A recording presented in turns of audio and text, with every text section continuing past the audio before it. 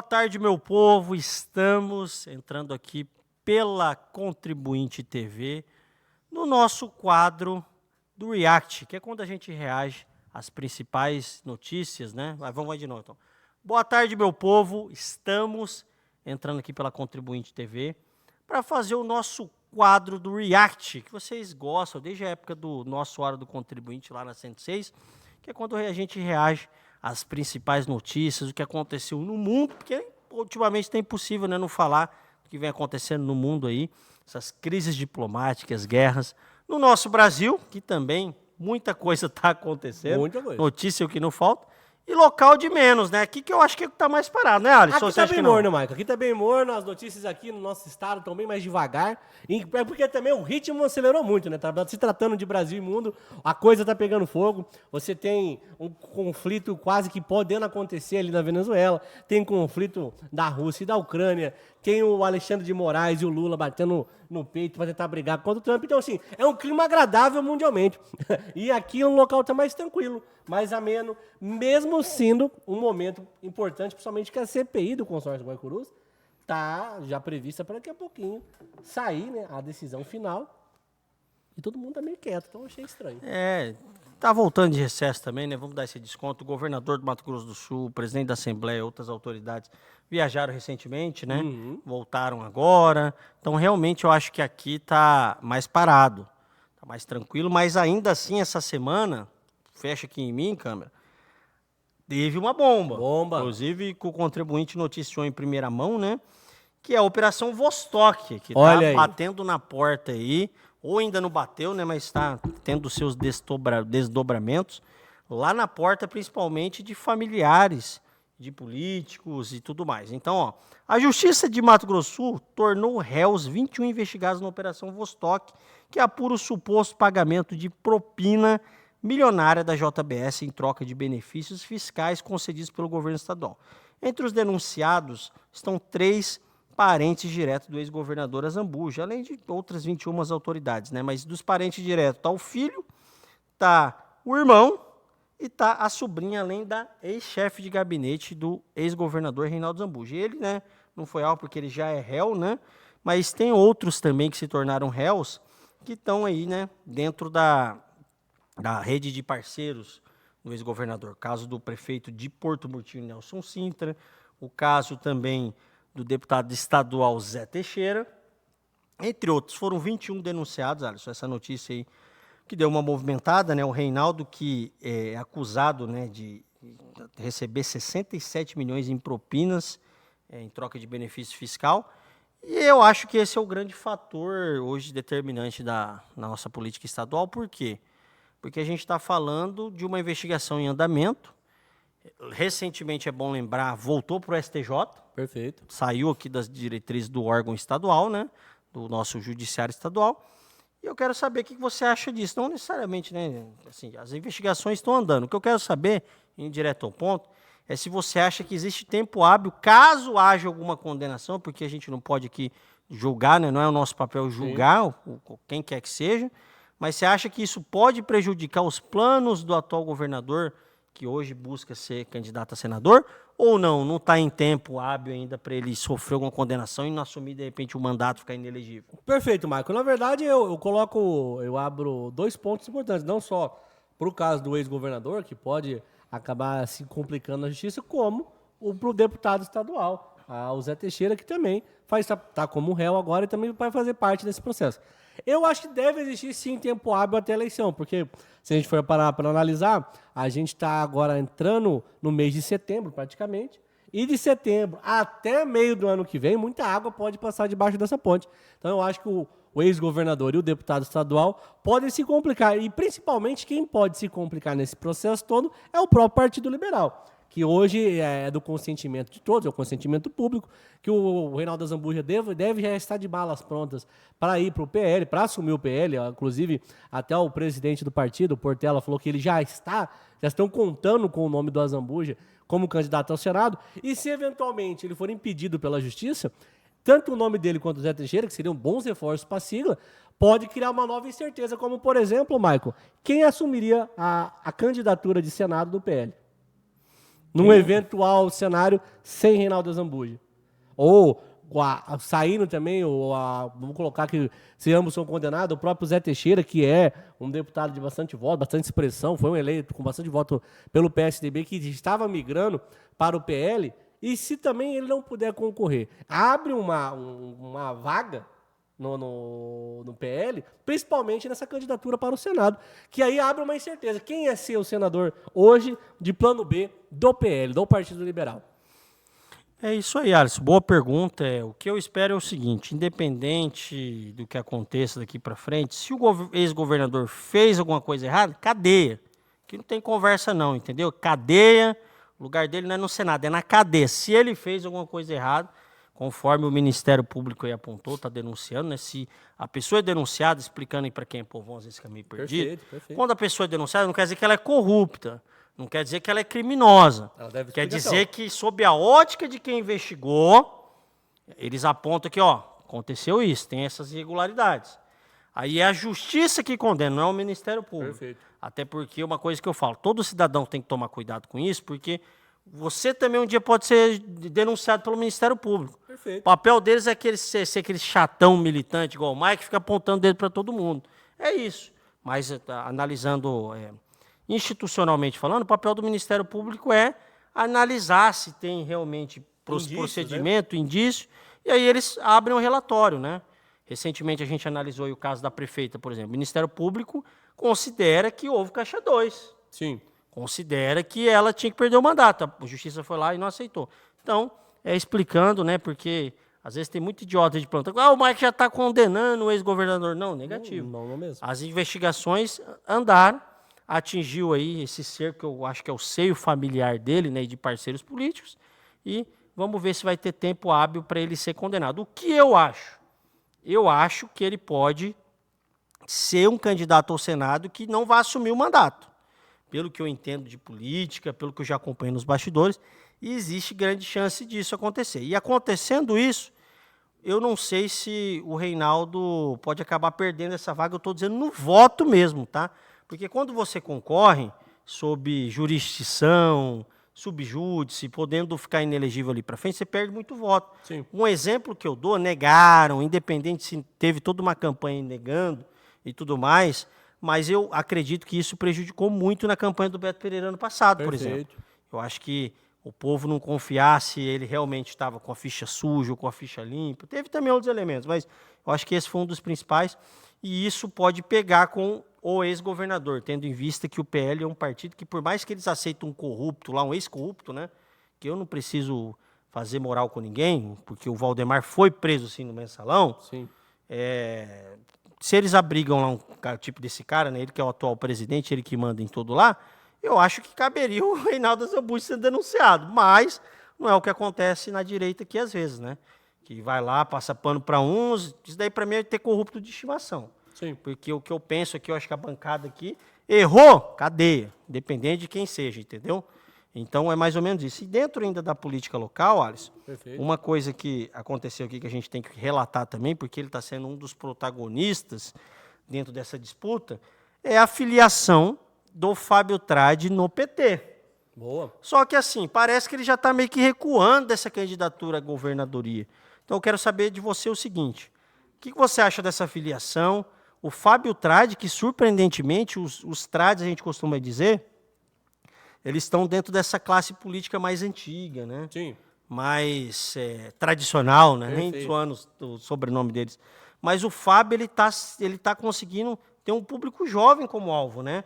Ele está nichando numa esquerda progressista aí e está tendo um protagonismo. Não tem como falar, que eu fui ver, tem publicações dele com 800, com 1000 comentários, né? Sim. Eu acho que ele está sendo um protagonista agora, que ele realmente tomou essa posição de esquerda. O que você acha? Perfeito, Marco. Analisando a ida do Fábio Tradi para, né, o PT, quem não ficou muito feliz foi o Nelsinho, que inclusive disse numa matéria no Campo Grande News hoje pela manhã, ou ontem à noite, se eu não me engano, mas eu vi hoje pela manhã, então vou colocar como fosse hoje pela manhã, que o Fábio está traindo as origens da família, dizendo que a família Tradi sempre foi oposição do PT, que agora ele está virando as costas para a história da família. Mas assim, é inegável que todos conhecem o Fábio Tradi há um bom tempo, o Fábio Tradi sempre foi um cara muito posicionado. Diferente do irmão Nelsinho, aí já faço uma ressalva, que é mais sabonete, que uma hora tá mais à direita, uma hora mais à esquerda, mas sempre tá ali no meio naquele nicho do centrão. O Fábio sempre foi um constitucionalista e o cara mais à esquerda. Isso já é meio que decretado. A não participação do Fábio, que já saiu sendo noticiado, principalmente pelo Investiga MS, também saiu recentemente pelo Media Max, que ele não tem mais interesse, não tem ou nunca teve esse interesse de concorrer ao governo, eu vejo como uma decepção. Por quê? Não porque tenho que votar no PT ou sou um eleitor de esquerda, mas porque eu acho que, mais uma vez, o Eduardo Riedel ganha mais um reforço por uma reeleição tranquila. Mesmo que o Fábio Elzoradi não fosse vencer o Riedel, que eu acho muito difícil o PT conseguir fazer um candidato na executiva aqui no Mato Grosso do Sul, o debate vai ficando mais distante, sabe? É uma realidade que eu vejo, que cada vez mais o Riedel está tendo mais tranquilidade. Inclusive, indiretamente, também participando disso. Porque assim que o Fábio Tradi oficializou sua parceria com o PT saiu da base do governo Riedel. O atual governador ainda não, o MS1 de manhã, falando que não vai ter um grande impacto a saída do PT, principalmente na base do seu partido. De uma forma até que eu acho leviana, ele se esquece que na eleição passada ele venceu o CONTAR por conta do PT, né? O gancho do PT, o voto de esquerda que colocou o Eduardo Riedel na cadeira. Mas ele está assim nessa passividade, nessa tranquilidade, porque a direita não tem candidato. Hoje é uma realidade que o Partido Liberal vai compor com o Riedel, vai compor com a Zambuja, vai compor com a antiga equipe do que era do PSDB, mas agora são de roupagem nova, que foram para o partido, para o PL, e outra bancada para o PP. Inclusive o próprio o atual governador deixou a sigla do PSDB e migrou para o PP, junto com a Tereza Cristina. Então, assim, o que eu vejo? Eu acho que é interessante, mas tudo caminha para mim, Maicon, num cenário de que, e se o Wander recuar do Senado? Aí você vai ter candidaturas, vou só citar 4. Você vai ter o Wander Lobé, que é uma margem ali de 45, 48 mil votos, que ele sempre faz numa eleição. Você tem uma Camila Jara, que é nessa margem também, de 40 mil, um pouco mais reduzido. Você tem um Fábio Tradi, que tem sempre essa margem, às vezes sobe até uns 60 mil votos, mas, no geral, beira aos 45, 50 mil votos. E você tem o Carlos Bernard, que é o proprietário da universidade lá na fronteira, que quando concorreu pelo MDB na última eleição para federal, também chegou nessa casa dos 40 mil votos.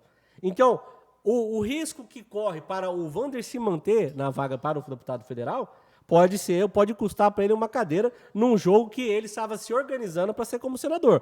Porque muitas pessoas já vêm dizendo que a candidata ao Senado do PT no Mato Grosso do Sul vai ser a Simone. Hoje, inclusive, saiu até uma matéria no próprio Investiga MS que disse que o PT já está trabalhando para Simone ser o rosto, né, da esquerda aqui no Senado do Mato Grosso do Sul. Então, assim, essa ida do Fábio Tradi é um reforço para o partido? Mas também é um problema.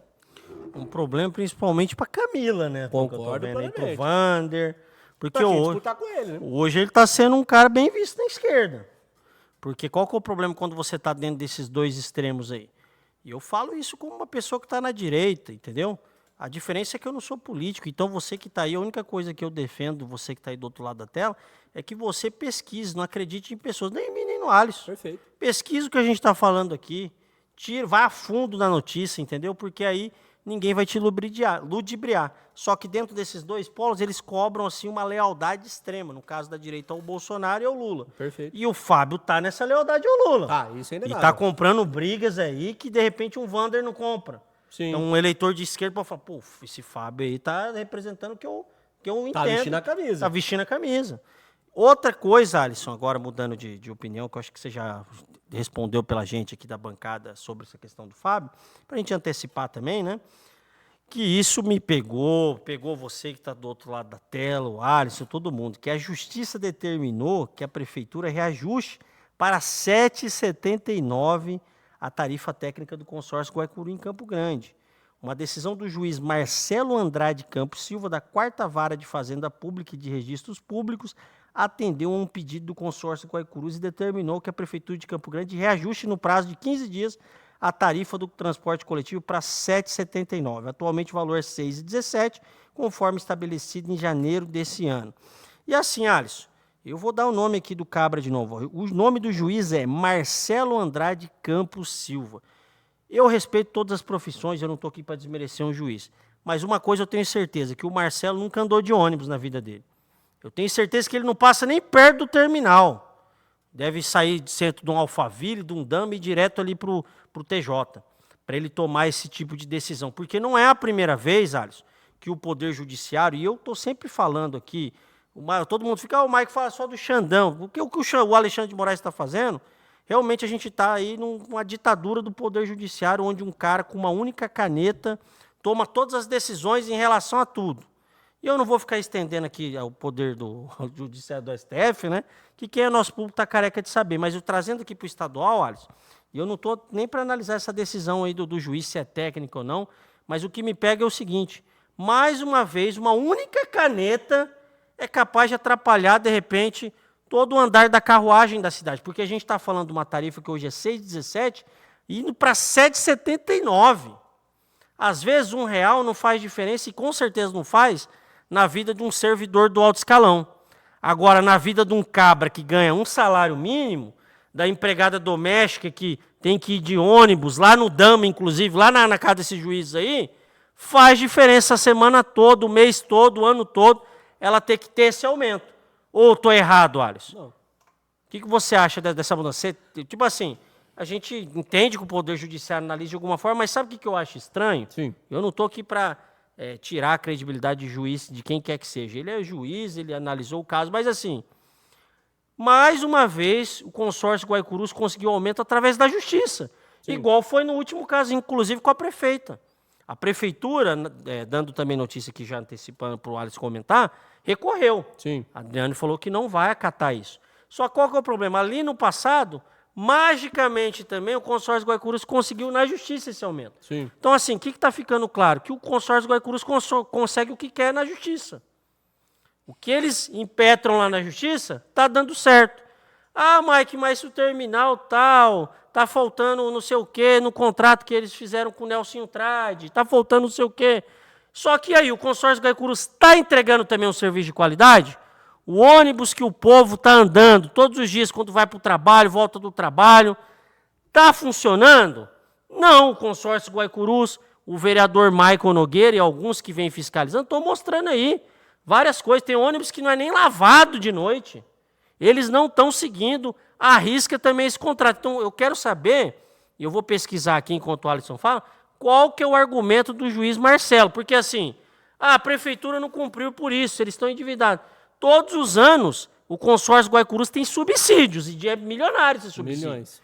Milhões da Câmara, que todo ano acaba recuando, porque o papel da Câmara é esse, é tentar achar um equilíbrio aí.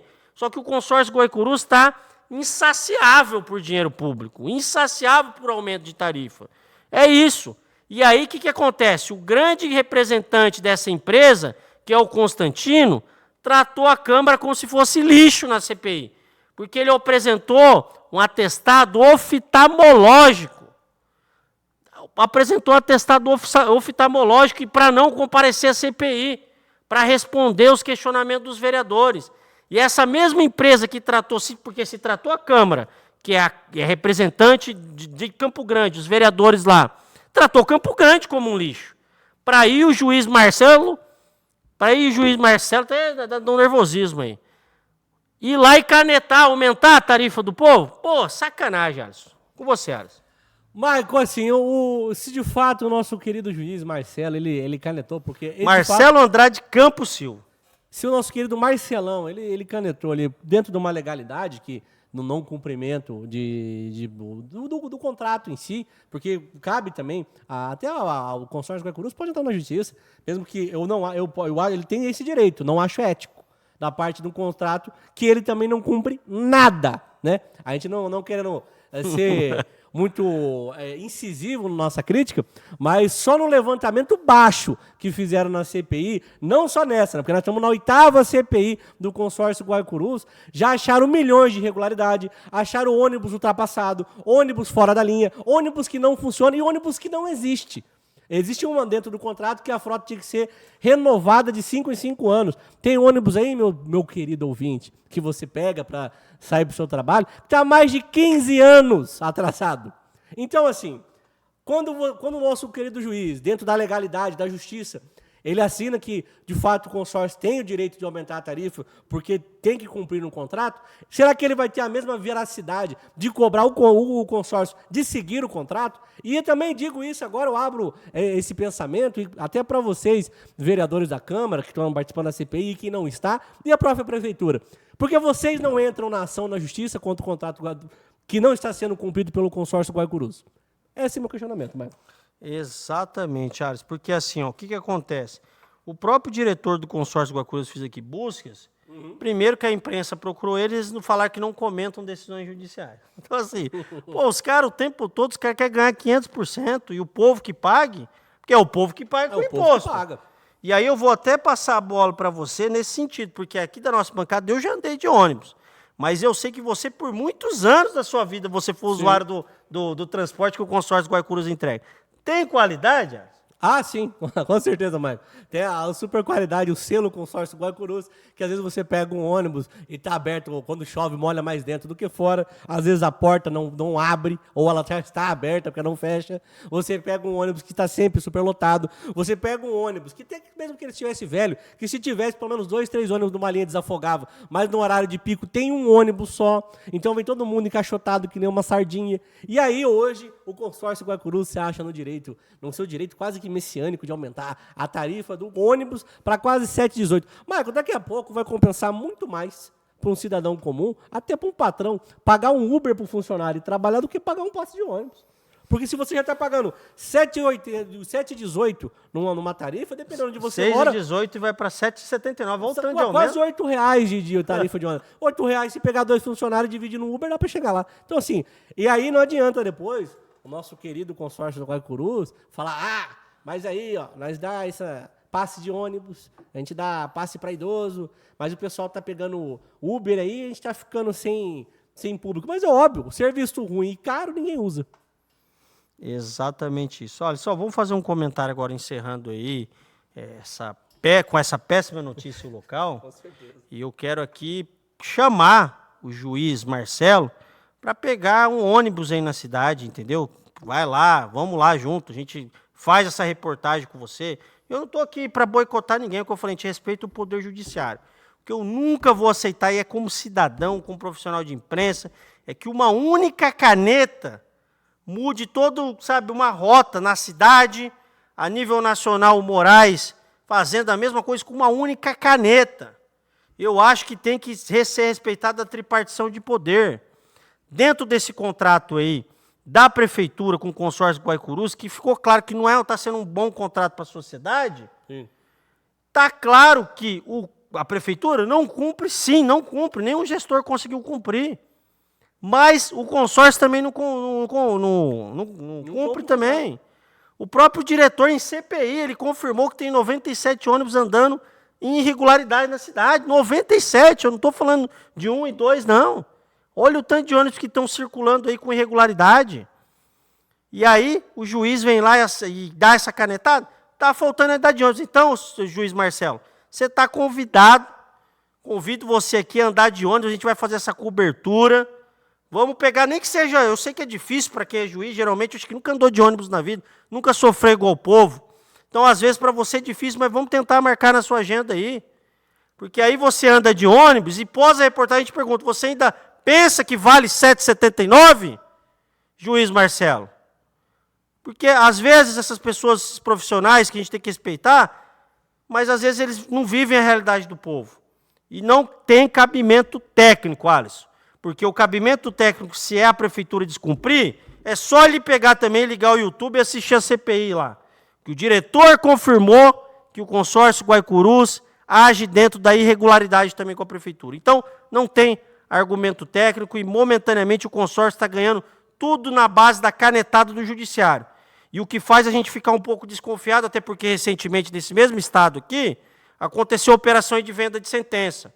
E não é desacreditando do judiciário. Eu não confio em empresas como o consórcio Guaicurus, que deixaram claro, quando o presidente lá, o Constantino, um ricão aí a nível nacional, tratou a CPI, tratou a Câmara de Campo Grande como lixo, apresentando um atestado oftalmológico. Não é um cara que gosta nem de ser questionado.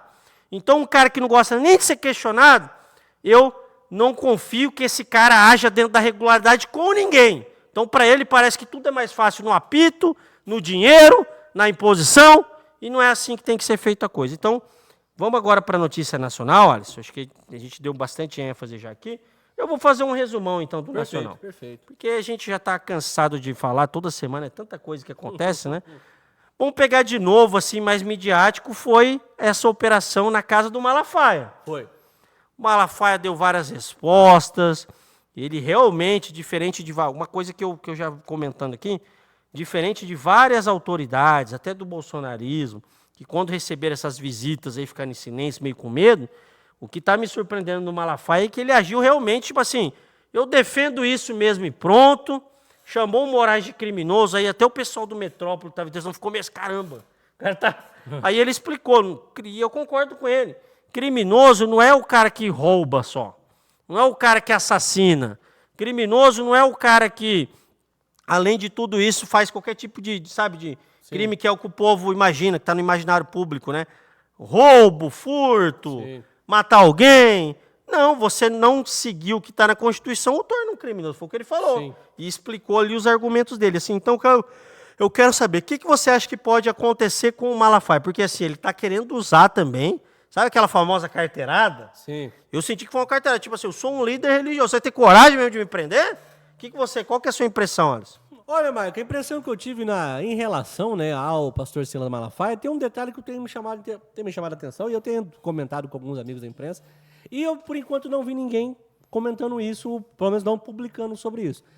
Depois desses áudios vazados do Malafaia, depois dos posicionamentos do Malafaia, não só de agora, quando ele está sendo perseguido pela Polícia Federal, como ele disse, mas desde as épocas que ele estava subindo nos trio elétrico para defender o Bolsonaro nas manifestações, eu acho que a direita está achando um novo rosto. Eu acho que, trabalhando num cenário político, agora falando de eleição, numa eleição que o Bolsonaro provavelmente não vai concorrer, e se fala muito em nome de Tarcísio, em nome de Zema, de Ratinho Júnior, eu acho que o nome que está cada vez crescendo mais é o do próprio Malafaia.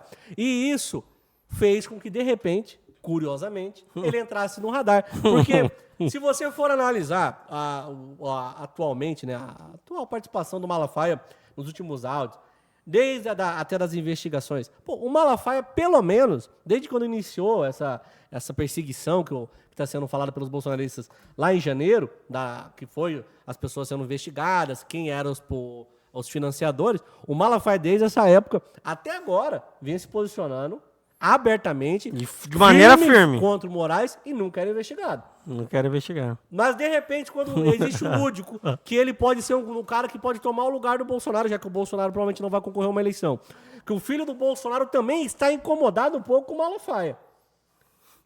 Talvez, aí eu vou deixar essa reflexão, talvez possa ser só um achismo aqui do comentarista, mas acredito que, se eventualmente o Malafaia, de fato, até não ser preso, como é algo que as pessoas estão começando a imaginar que possa ocorrer, acredito que a direita vai ter um novo nome, sim, para a presidência, e vocês podem me cobrar no ano que vem. Boa, isso aí, ó. E ainda dentro dessa questão do Malafaia, outra coisa que aconteceu, assim, que a gente tem que analisar, é esses áudios vazados, essas conversas entre Bolsonaro e Malafaia. Eu quero saber sua opinião, que a minha eu dou depois, mas assim, cara, uma coisa é fato, cara. Toda vez que vaza de maneira misteriosa esses áudios aí, é uma impressão minha. Eu quero que você me corrija se eu tivesse errado ao vivo aqui mesmo, porque aqui cada um tem sua opinião mesmo nessa bancada. Mas a minha impressão, vendo o imaginário popular, é que isso daí sempre beneficia o Bolsonaro. Sim. Porque vê o quê, ó? Vamos pegar para o eleitor que está defendendo o Bolsonaro. Deu a imagem que ele estava querendo apaziguar tudo, que ele não estava querendo atacar o judiciário, que ele está de boa, né? A coisa que mais me surpreendeu, de fato, nos áudios vazados do Silas Malafaia e também da conversa do próprio Eduardo, é que, de fato, o Bolsonaro está sendo o cara mais pacífico daquilo. Ele está sendo conciliado. Ele tá tipo, gente, tá bom, vamos parar com isso, vamos ficar tão bom, ficar tranquilo. E o principal, reforçou que muita gente, até da área crítica, abre aqui, câmera, da área crítica do Bolsonaro reforçou o seguinte, reforçou que, tipo assim, ele realmente está defendendo os condenados do Rio de Janeiro, porque no imaginário popular, principalmente de uma ala da direita, tá falando, não, só pensa nele. O áudio comprovou, que ele falou, ó, a prioridade é essa. Então, assim, eu não sei quem da PF vazou, mas pode ser que seja um aliado do Bolsonaro, só pode, né? Se for com o intuito de queimar o cara, eu acho que não. Fortalecendo ele, tá sendo cada vez mais moderado. um cara mais querido, assim, pela própria população da direita, pelo próprio público, o próprio eleitor, que tem visto cada vez mais um Bolsonaro adotando uma medida mais tranquila, inclusive até ele falando pro filho dele, tipo, temos que ter calma, enquanto o filho dele até veio ofender o próprio pai. Querendo ou não, Eduardo, por favor, né? Ofender um senhor de idade é complicado. Ainda querendo falar que me jogou pras traças. Não, você foi pra lá. Ninguém colocou arma na sua cabeça, não. E, inclusive, resultou até no Silo chamar você de babaca. Então, fica tranquilo em relação a isso. Mas, assim, de fato, o Bolsonaro, nesses últimos áudios vazados, tá criando uma imagem do Bolsonaro moderado, que quer agir dentro das quatro linhas e muito preocupado com as pessoas, sim, que foram presas e pedindo a anistia delas, né, Mário? Exatamente. E no caso do Malafaia, eu também vejo da mesma forma. Essas cobranças ao Bolsonaro só é bom pro próprio Malafaia dentro da igreja evangélica. Sim. Porque o povo vê que é um cara que tem voz, que é um cara que não puxa o saco do Bolsonaro, então o que ele fala nas câmeras é realmente o que acontece.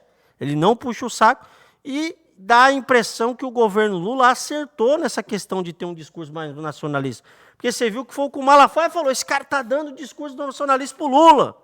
Então, assim, o que o Eduardo está fazendo, e eu falei já outras vezes, eu vejo como um ponto positivo, porque é um cara que está defendendo o pai de uma injustiça. Só que assim, eu acho que em algum momento ele passou do ponto mesmo. Na linha de discurso, tanto que você viu que o Malafaia cobrou o Bolsonaro. Você tem que defender que você é contra o aumento da tarifa. Porque realmente prejudica muita gente do setor empresarial que está entre os aliados fiéis ao Bolsonaro. Então, assim, em algum momento, eu sinto também que o Eduardo se perdeu nessa, Ares. Até porque, pós essas leis Magnitsky do Moraes, por mais que o Eduardo está em reuniões ali, eu acho que ele errou principalmente na medida. Eu sou totalmente contra qualquer tipo de censura, qualquer que seja. A partir do momento que você começa a atacar adversários, beleza. São adversários políticos, não são inimigos. Mas a partir do momento que você passa a atacar aliados, igual começar a atacar de graça Nicolas, o Malafaia foi atacado. Quem mais foi atacado? Cristina. Tereza. Então, assim, começou a atacar aliados. Pô, uma coisa que eu aprendi na vida, Alisson, ainda mais se a gente estudando democracia, você só ganha uma eleição do Poder Executivo com 50% mais um. Então, assim, para encerrar aqui, até mesmo a gente fez um resumão, bem resumão, eu acho que foram os dois principais acontecimentos. Né? No mais, se a gente ficar falando de Moraes aqui, a gente vai ficar falando horas. Sim. São várias decisões, o pessoal já sabe meu posicionamento. Eu defendo que esse cara, e tô junto com você, Tacilas Malafaia. Moraes é criminoso, sim, porque é o que eu falei, criminoso não é quem rouba, não é quem mata, não é quem agride a mulher, é quem descumpre com qualquer questão no Código Penal, é quem rasga a Constituição. E o Moraes cometeu inúmeros crimes. O Malafaia apontou muito bem. Então, lugar de criminoso é onde? Impeachment e depois cadeia. Porque ele está ali num posto extremamente importante, que é a Suprema Corte Brasileira, é o Poder Judiciário, que é um dos 3 poderes que a gente tem, que hoje parece que é só o único poder, né? Então, no mais, outra questão também, para encerrar, é a questão dos bancos, né? Que começou a ter, né, essa divergência aí, porque o Dino foi lá numa canetada, falou que os bancos não tem que escutar, não tem que cumprir as leis do exterior, e os bancos falaram que não. Então, assim, o que eu quero saber, Alisson, sobre isso? Os bancos estão, na verdade, numa não só opinião, porque aí não vira, né? Mas eu tô dizendo, o banco estão numa saia justa, porque, tipo assim, ou o Laranjão vai meter o fumo neles, ou o Brasil. O que você acha? Exatamente. Ficou um clima não muito agradável para os bancos, né? Agora eles vão ter que, de uma forma geral, se posicionar. E isso é algo que não normalmente acontece, porque o sistema financeiro é sempre muito brando. Mesmo que o mercado tenha suas reações contrárias a posicionamento X ou Y, o banco em si, a instituição financeira, ele costuma não ter posicionamento nenhum. Não tem mesmo. Ou ele tem um posicionamento de ganhar dinheiro. Exatamente. Enfim, então, assim, tanto o Trump quanto o Dino botaram as instituições financeiras numa saia justa, Maicon. Só que, assim, eu acho que a grande dificuldade deles é que agora, e até saiu, né, que uma das questões que deram pro Moraes é para ele ter cartão Elo. E, cara, o sistema dos Estados Unidos é tão forte, essa lei global Magnitsky, que até o Elo também, se não cumprir... Então, assim, eu tô vendo que o Moraes também, pouco a pouco, tá vendo que essa lei Magnitsky realmente pega até um cara igual a ele. Virou um problema para ele. Tanto que ele se posicionou na Washington Post, ele falou que não vai recuar nem 1 milímetro. O conselheiro do Trump, na noite de ontem, falou que ele vai se arrepender disso, que o Trump já está sabendo. Só para encerrar nossa programação nessa sexta-feira, já desejando aí uma boa noite a todos, agradecendo aí pela audiência, eu quero saber o seguinte, você acha que o que mais pode ser feito? Porque já meteram lei Magnitsky no cara. Essa semana aí os vistos do Lewandowski, do Pacheco foram cortados. Inclusive o Pacheco ficou bem chateado, em vários veículos. Onde você acha que a gente pode chegar nisso tudo, Alisson? Você acha que ainda vão achar um meio termo aí, ou você acha que o brasileiro, o campograndense, o sul-mato-grossense está acompanhando a nossa live agora, não tem que esperar um acordo de paz tão cedo entre o Brasil e os Estados Unidos? Eu acho que o clima agora já não está dos melhores. A gente caminha já para um sentimento de inimizade diante ambas as partes. A justiça brasileira cada vez mais está deixando claro que não vai recuar, principalmente pela questão do ministro Alexandre de Moraes e o próprio Flávio Dino, que está bem alinhado com ele nesse conflito, né, contra os Estados Unidos. E o laranja também não costuma arriar as pernas, né? Então eu acredito que para você, brasileiro, se preparar, apertar o cinto, porque tende a piorar e muito mais. Então é isso aí, meu povo. Agradecer você que está acompanhando a gente aí até esse horário. Dizer que daqui a pouco tem entrevista com o Paulo Landes às 18 horas. E é isso aí. Continue acompanhando por aqui, né? Continue acompanhando nosso canal, nossas transmissões. Semana que vem tem muito mais. O esporte parou momentaneamente, né? Agora é só em setembro, né? Só em setembro. As quartas de final aí a gente vai estar fazendo essa cobertura aí juntamente com a Fair Play TV e com o Felipeira. E é isso aí. Continue acompanhando a nossa programação. Boa noite a todos. Ótima sexta-feira e tchau, obrigado. Beijo do gordo pra vocês.